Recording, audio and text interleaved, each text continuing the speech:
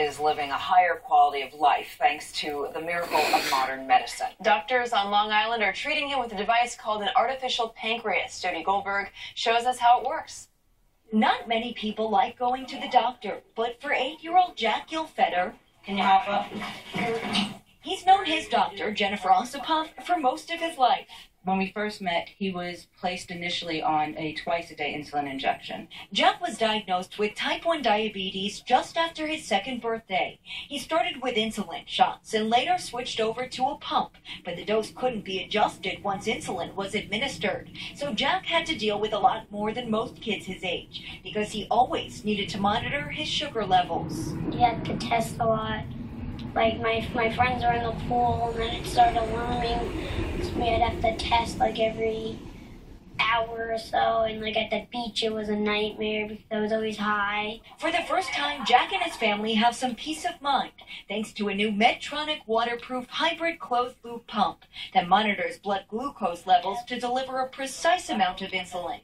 Doctors at Stony Brook Medicine say Jack is one of the first pediatric patients in the country to use it. It just does it by itself now, so now I can basically do whatever I want.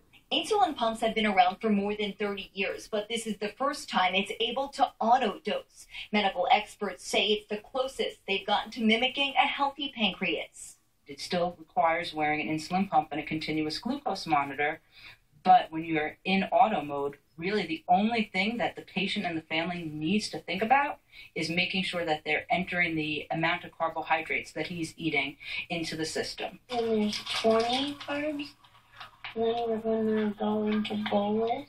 Just feels like when it goes in, just feels like you're getting a shot. It just stays there. That's all it feels like. It doesn't really feel like anything anymore. It just feels like a little pinch and it's done.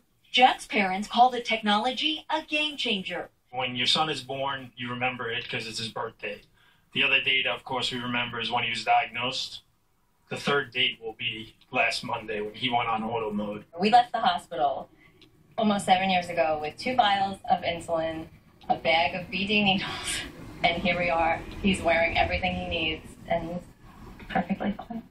This graph shows a comparison of his levels before the change. There's really been much tighter control of his blood sugar. He's not spiking as high, he's not dropping as low. And this blue shield means Jack's in auto mode. When he's in it, he's good to go. In East Setauket, Long Island, Jody Goldberg, Fox 5 News. Well, it's the